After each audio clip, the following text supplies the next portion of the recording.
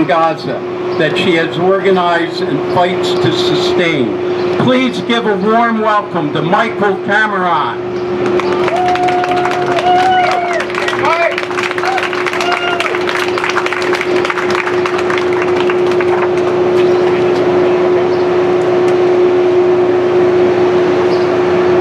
Hey guys,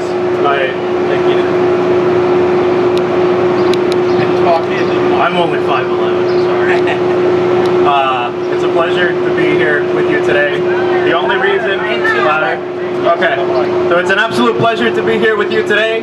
The only reason that I'm here is because I, as a Puerto Rican man, as a Dominican man, and as a black man primarily know, and I have understood that the history of Palestine and the conflict in Palestine is the same as the conflicts and the purges and the lynchings and the brutalities that we have suffered here in Philadelphia. That's why I'm here. When I lived on 6th and Lombard, there was a sign in front of my house that on August 1st, 1842, an entire black community was lynched and nearly destroyed in this city, suffering the same violence that the Palestinians, now funded with your dollars, are suffering today. The same violence that the Jordanian communities and the Syrian communities and the Iranian communities are suffering. So, on behalf of Nada, we're here today to help her move forward into the future for reconstruction of her community.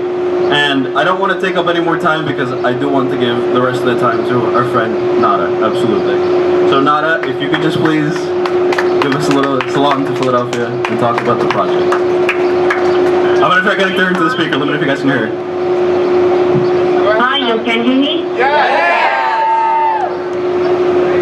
Okay. First, salam to you all for coming. And salam to Philadelphia. Let me comment something. I love and I see what Philadelphia do since this genocide with everything. Thanks for not leaving us, let us alone. This is, I always said, don't let us alone. Don't let us fight Israel alone. Thanks for standing with us. Thanks for giving us your time and your effort and your money also that you have helping us to be survived. And I hope you and I know you will not let us alone, and you will be with us until Palestine will be free, and it will be free soon. And now shall I talking about the campus hope? So the campus hope, as it's called, it's campus hope. It was a hope of me, and Kay believed that hope, and together we make it a true. And also with Kay friends, my all salam and the pleasure to them. Our area it's like nothing for living.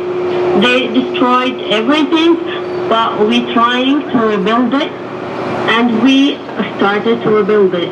We make water network at this area. We're giving people cash to live. We distribute vegetables, bread, and we also making the children happy. And we still have hope, and we do all of our effort to doing something, especially these days with starvation. And I know you all know the prices here and the blessed of food. And today one child, I read the news, killed from the starvation. And we're trying to do something. The water especially, the water is something necessary and essential for living. So I hope if someone of you want to help for keeping water coming to the area, we are waiting, and for a lot of you helping for that. And our dream for the camp, now people, as I told Kay, see me as a helper girl. So if any of them want anything, just came to me and said, hey Nada, we need something, can you do that? I said, okay, inshallah, let's see. So people just me as a hope to them, like the helper for making their needs came true. And what's happened with my family these days, especially the last days, we have an Eid, and what Israel do for that? They say to the driver, just stay at area and let people just attack that, and not let the Eid go to the storage to make us fight with each other.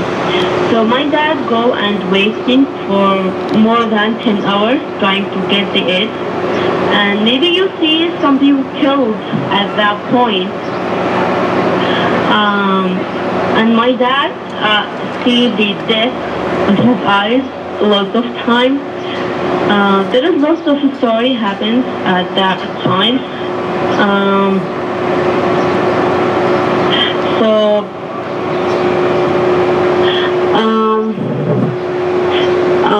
This is the Israel goal with it, and it will finish. I don't know if it will finish or stay like this, but pray and don't stop speaking at that. To make the Eid and our food go as normal way, as a human, not as animals. So we are just humans. So now, if anyone has a question, all my ears. So if anyone has any questions, she's happy to answer whatever she can. How many children is in Camp Hope? They want to know how many children are in your neighborhood around the Camp Hope. How many children? We have 200 children at the camp. Thank you. And the last question, has your neighborhood been attacked recently, the last couple of weeks? Yes. Not just several weeks, just before So I asked her if her neighborhood was attacked recently. bombing happened. Alhamdulillah, there is no one injured, but there is bombing happened every day, not as a week. Every day they're being attacked.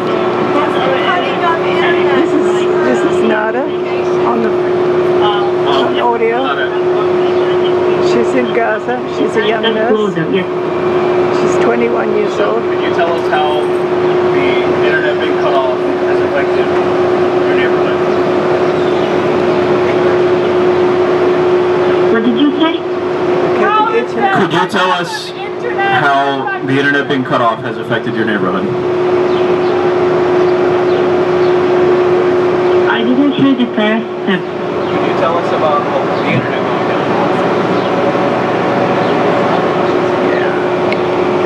People coming to you to What use the the e-center. first? I don't think they. What first question? The first step of the question?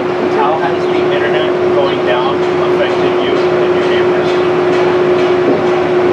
The internet? Yes. When Israel cut it off. Okay, we use the eSIM now to having internet. The internet is cut from all of Gaza, so we use the eSIM. And some people helping for us, like it's not cheap, it's expensive, but some people like with pen, you can help with having internet. And because of that way, we can keep teaching with you, chatting with our neighbors, checking with any bombing happen, any alarms, or we can escape to other areas. So we just use the eSIM now. There is no internet connection than the eSIM. Everything is tough. We could probably take maybe like one more question if anyone has anything on that front. It's all good. If no one else has a question, what is Aaron again? No one else has a question. Oh, you want to know about the holiday Eve? If no one else has a question, wants to have a brief explanation of the holiday Eve. Not a. Can you hear me? Okay. Can you explain to our friends here what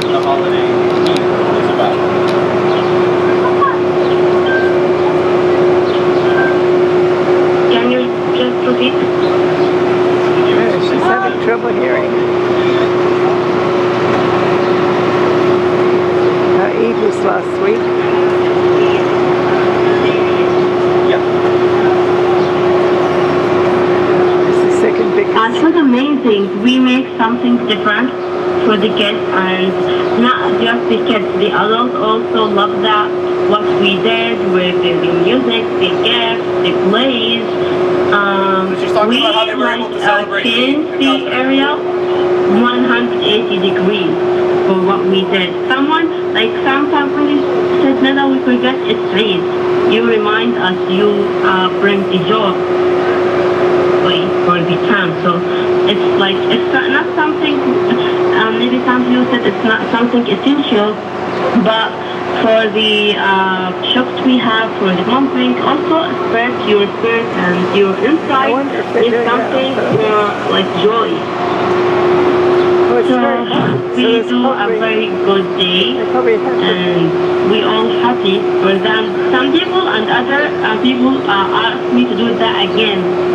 So if any of you want to help to do that again for the children, because they can't come because they said they have fear for their children to go because of the bombing. So they told me, can you bring that to our area? I said, okay, let me ask. So if any of you will help with that, I will do that again for other children. Can we give her a thank you and a free Palestine? Could we all say, thank you, Nada, free Palestine? Thank you, Nada, free Palestine! Free, free Palestine! Free, free Palestine! Free, free Palestine! Free, free Palestine! Free, free Palestine! Free, free Palestine! Folks, today we are kicking off the Friday at Fetterman's fundraising campaign for Nada's Camp of Hope. We are hoping to raise at least $1,000 from the F&F community. Every dollar you put in the can today or send us by a Venmo will be dedicated to Camp of Hope. Also, Robin has a QR code where you can link to the online giving platform, and you all are going to be receiving emails over the coming weeks. Until we raise $1,000, we're going to be sending out appeals urging you to give. We want those 200 children in that village of northern Gaza to get Nada's love, but also the food, the water, the medicine, and the books that she is providing. So please be generous both today and responding to the online appeals. And we'll end with a moment of silence for the children and the residents of Nada's neighborhood.